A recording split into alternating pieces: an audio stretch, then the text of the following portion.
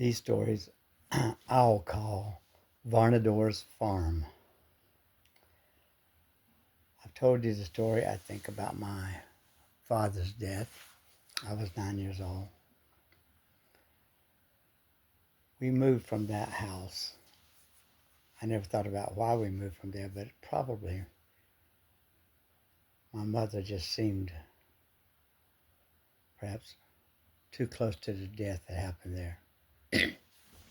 Anyhow, we moved to another farm about 5, 6 miles away, and I'll call it the VARNADORE'S farm because the people who owned the farm, we never owned any land. Their name was VARNADORE'S. And there were several events that happened, neat little stories to tell. And so that's what I'm here for, to tell you some tales. Often people would ask me about my mother because my father had died, so there were 6 children at home and a lot of burden on her shoulders. She was a small lady, about 5 foot tall, weighed about 100 pounds. The first story I want to tell you about on the Varnadore's farm, because I was probably 10, 11 at the time, was picking cotton. Most people these days may have never picked cotton in the United States anyhow, because it's all mechanical. But back then,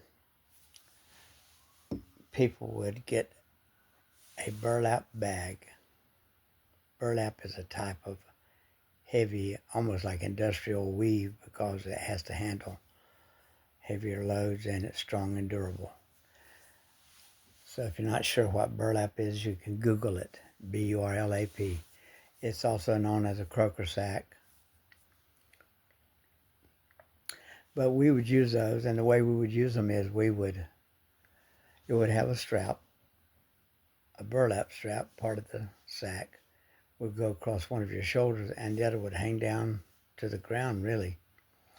For those that could pick very little cotton in a day's time, the sack, like I was a child, so I probably couldn't pick 40, 50 pounds of cotton in a day. My mother, on the other hand, weighing about 100 pounds and 5 foot tall, could pick probably a couple 100 pounds of cotton a day. And you were paid by the pounds. At the end of the day, they would take a scale and weigh your bag of cotton. But what I want to tell you about picking cotton was the unique abilities. As a child and as a young child, and never having picked much cotton. I had worked since I was 6, but I had never picked cotton. So my father had passed, and my mother and I and some of my other siblings got out in the cotton patch. And if you ever seen a bowl of cotton, they call it a bowl of cotton because when the cotton bowl opens up like a budding flower, the cotton is inside. The bowl is a hard, almost like a pecan shell, before I should say the pecan cover, because there's a covering of the pecan before it breaks apart, and the shell and the pecan is protected inside. A cotton bowl is very similar to the same type of material, and when it opens up kind of like a star, and it has points to those places. So basically, to pick the cotton out of the bowl, you got to reach in among those protrusions of that shell, and they're sharp, and they can cause a lot of nicks and scratches on your cuticles and on your fingers.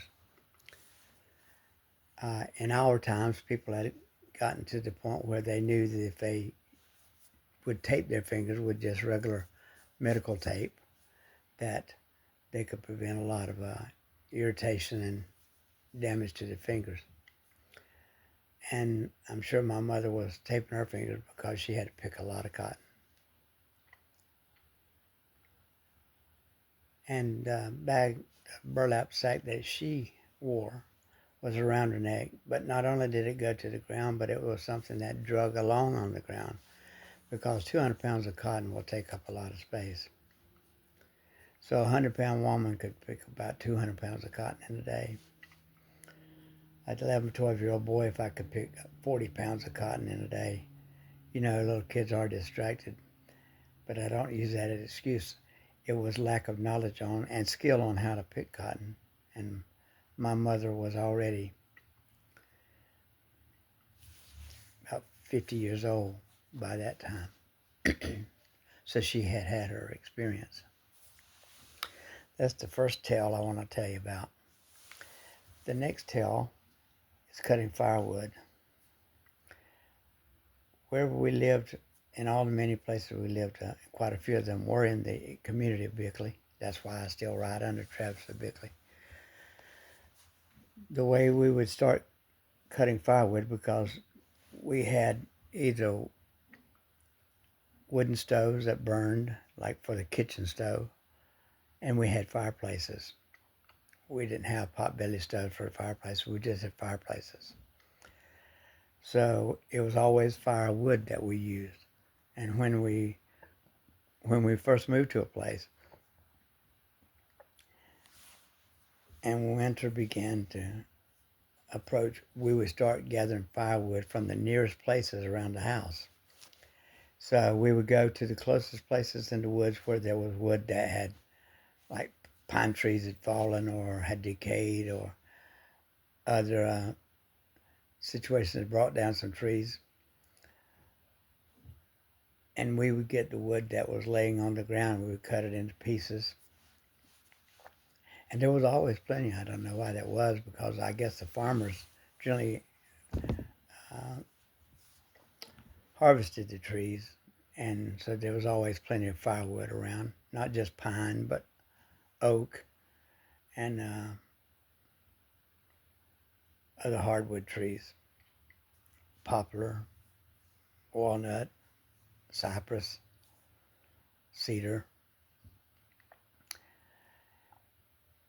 So we would get as close to the house as we could find wood. That way we didn't have to carry it very far. When we were younger, my brothers and I, helping my father before he passed, we had a wagon that we would load the firewood in out in the middle of the woods, and we would pull like a radio flyer wagon.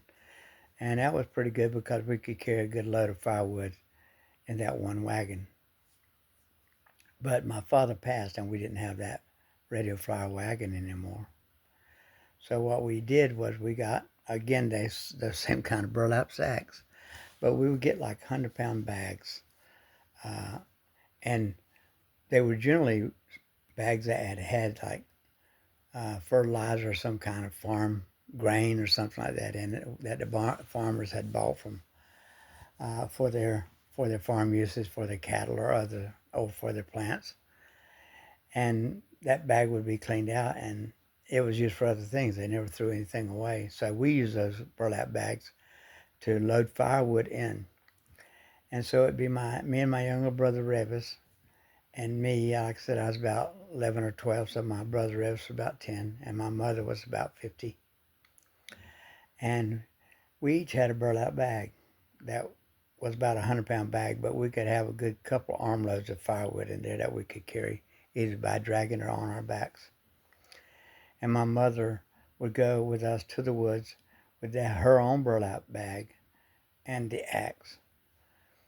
Now, you would find that strange that a little lady weighing about 100 pounds, 5 foot tall, would be the one wielding the axe.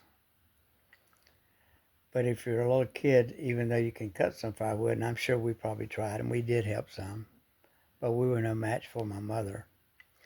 So I guess you could probably say that this particular event of tales, for the most part, revolves around the strength and the unbelievable capabilities of my mother.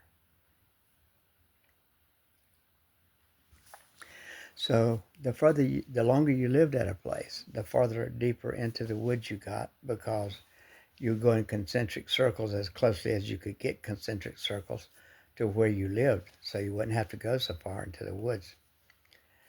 It just so happened that and most of the woods consisted, by the way, of pine trees. I mean, pine trees were becoming a big business for building, for 2x4s and 2x10s, and for pulp mills to make paper products out of. So there were pine trees everywhere.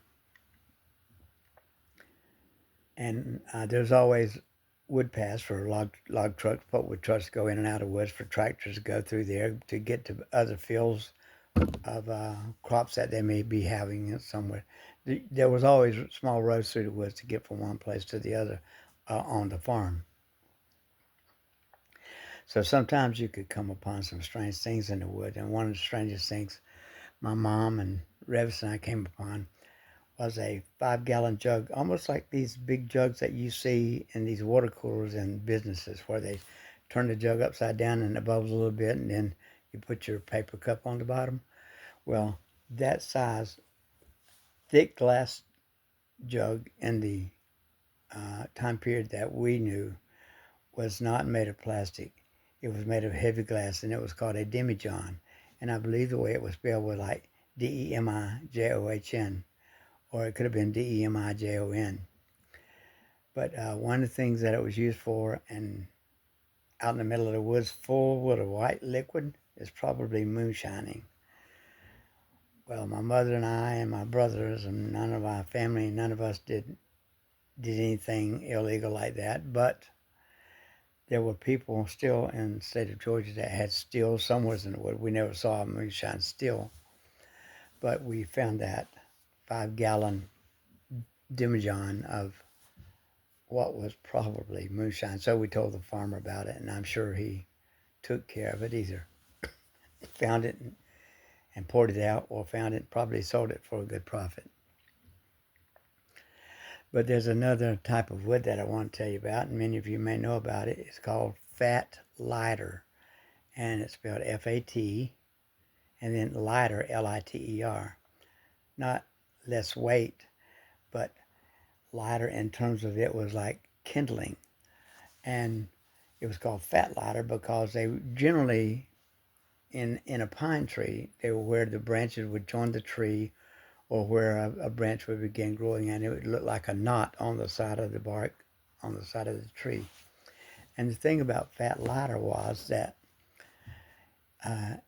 it was basically a knot, but you could cut around that knot and provide a piece of wood that would not necessarily be very large, but it made excellent kindling. It had a lot of resin, tar resin in it, and when you put it in the fire that you were making, and you put it underneath some heavy piece of wood, it would light quickly. It would burn very hot and very fast, and so it would catch the other less dry woods from those pine trees, help catch them aflame, and it would go all night long, keep the house warm.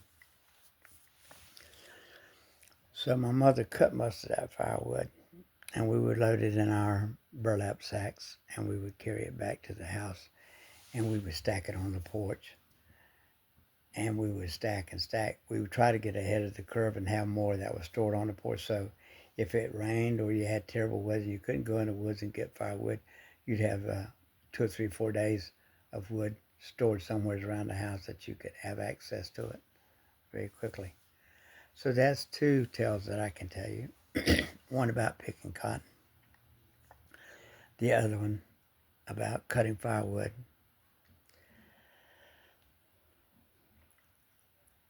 The front yard, well, we had a good, nice porch around about 2/3 of that house.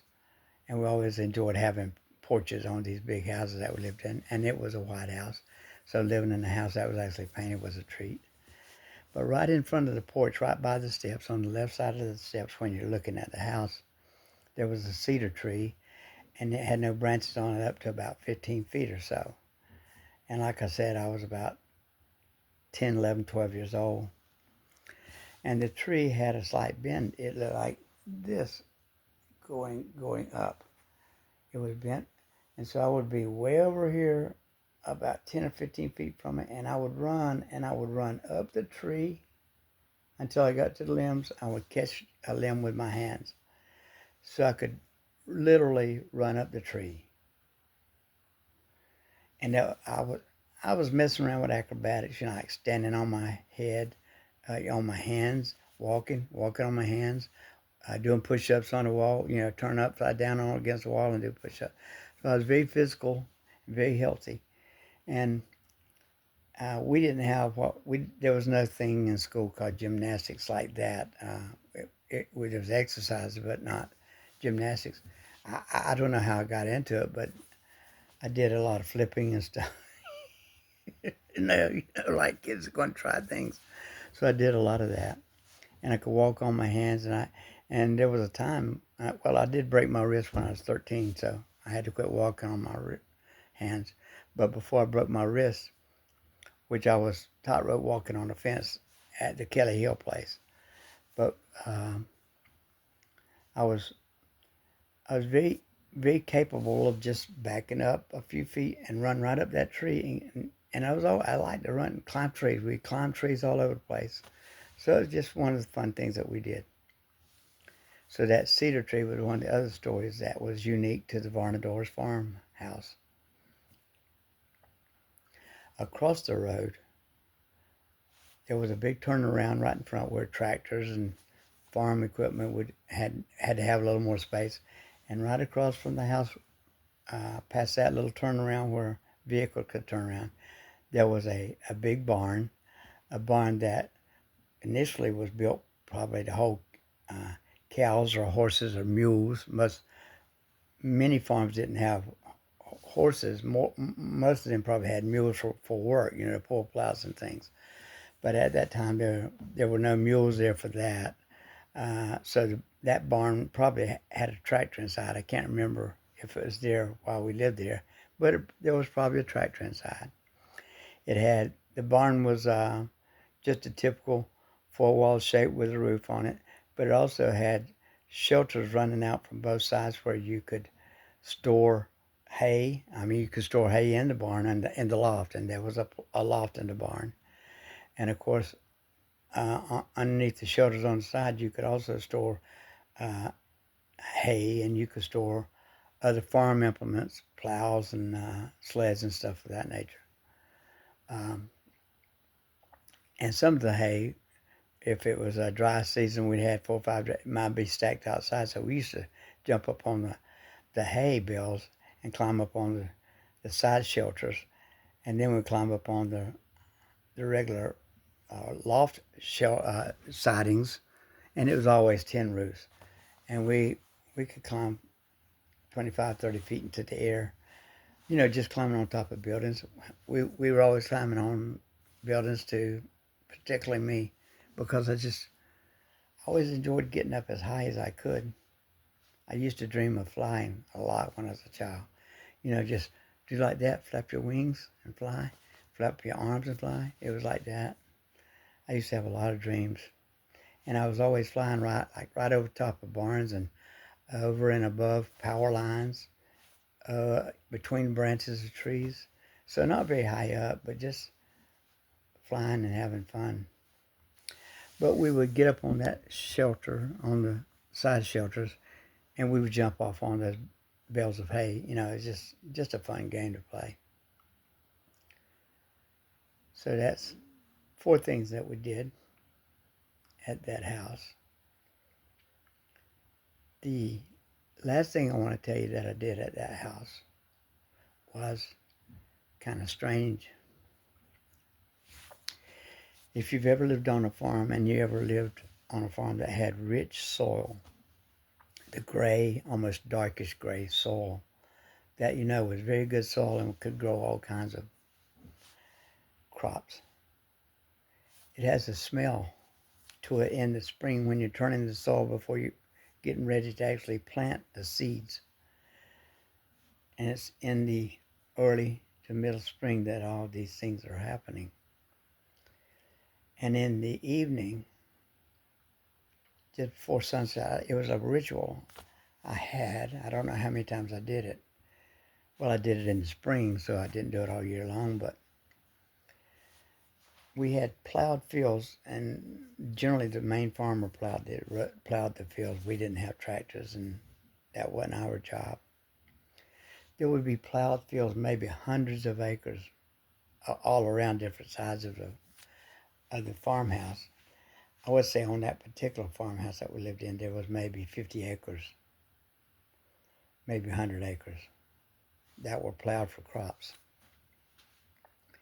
And the ritual that I had was in the evening before sundown, because the sun would be setting to the west, which was beyond the backside of that uh,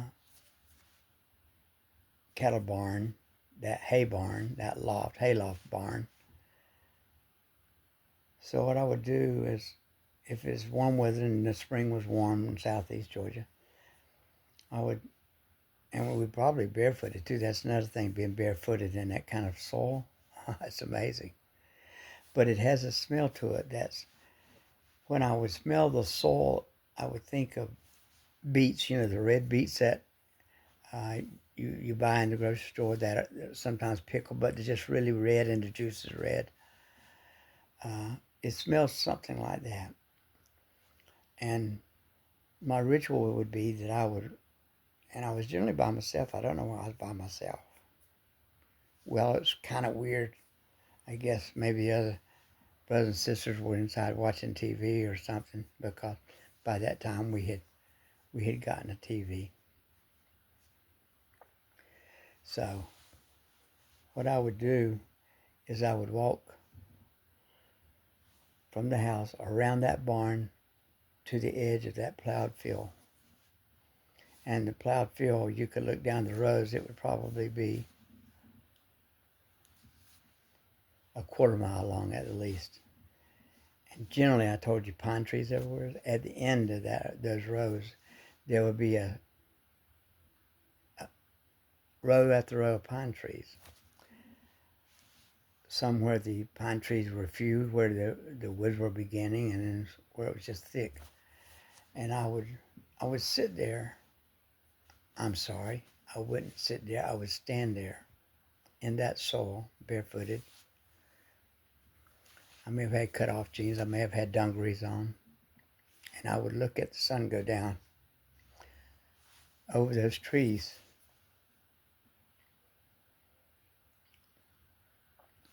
Shining through the trees until it would be so dark, the edge of dusk and night, that point where you can see how to walk, but maybe the moon's not up yet, or maybe the moon's on the other side of the trees where the sun's just gone down and the moon's coming down in the sky. But I would experience that lots of times.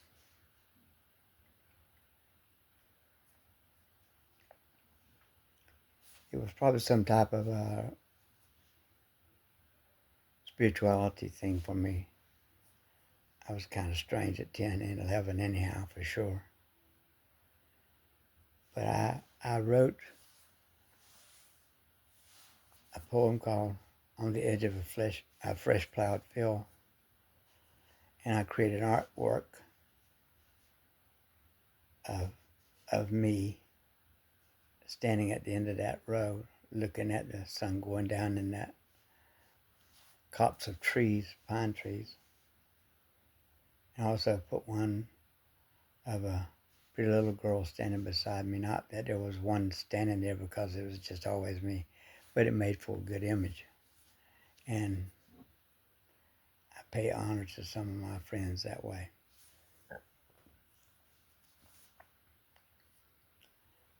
So wherever I lived in Bickley, there were always some odd things going on. And most of them were wonderful. And you may think that some of these experiences at that place, getting firewood, picking cotton, and of course we'd pick tobacco there too. We would pick corn. So we did everything, and we'd have gardens that we would always work. But it was work, but it was something that we were accustomed to, and it was just part of our day, so we didn't think of it as anything unnatural. or a burden to us children. It was part of our day, and we were so physically fit that when we got through working, we'd play. We would dance and we'd sing at night. My brothers would sing and play guitar, and we'd sing gospel songs. We'd sing pop music songs from the radio, and we were happy there.